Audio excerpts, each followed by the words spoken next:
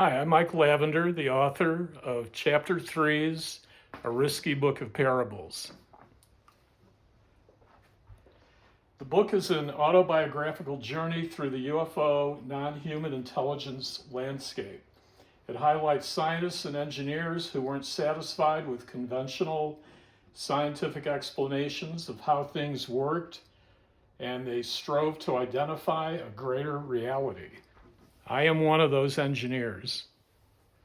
The book contains a parable called extra-dimensional causation. It's a phenomenon I discovered that behaves contrary to cause and effect events. The study of the phenomenon may help us to better understand extra-dimensional properties of space-time, which may help us to understand how UFOs work.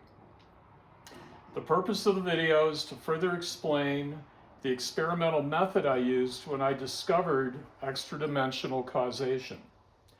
It all started with playing the game of craps in the casinos. Craps uses 2 dice to determine whether bets are won or lost. While there are multiple ways to bet on a craps table, my dear friend Bill and I only focused on pass line and don't pass line outcomes. Now, you need to know how the game works to fully appreciate the rule set, but this will be sufficient to explain the novelty and uniqueness of the concept extra-dimensional causation.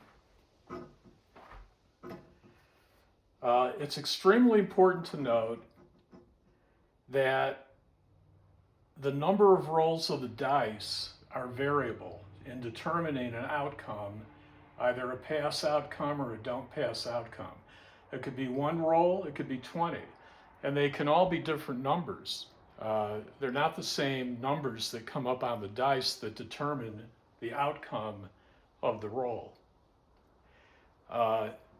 This will become more important as we talk about the data that I compiled at a craps game in 2002. So anyway, when an outcome occurs, when a pass line wins or a don't pass wins, a plus or a minus is used to denote that. So, for example, over here, on the back of a business card that I was writing on, this would have been a pass line win, a don't pass win, don't, a pass line win, etc.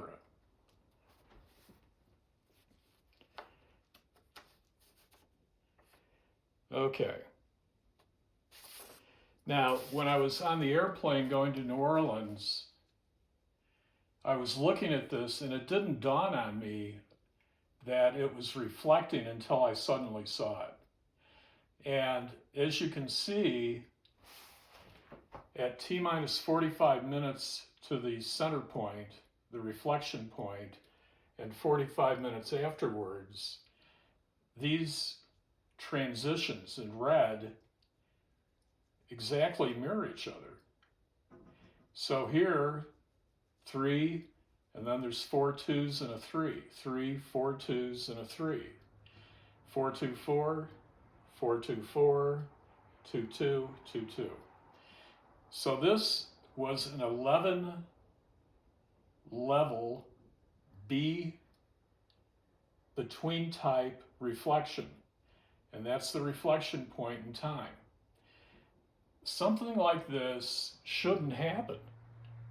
It's impossible, and yet it did happen. Just to note, there are actually 3 types of reflections. This happens to be a B, but there are also A's and C's. The about reflection, there's 2 in the middle, and then the reflection occurs outside.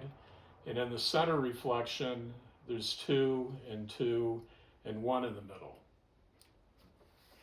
Anyway, when you think about how this was generated with arbitrary roles that determined specific outcomes, either positive or negative, generating these transitions and having them lay out this way in time, forwards and backwards. After years of frustrated contemplation, I believe that one way this can happen is that non-human consciousness influences dice rolls, outcomes, transitions, and reflections. The concept of randomness is a human construct that requires further thought, further refinement by folks that are a lot smarter than me. Anyway, have fun with the book. Feel free to review it. I'm also on X, LinkedIn, and Facebook. Thanks a lot.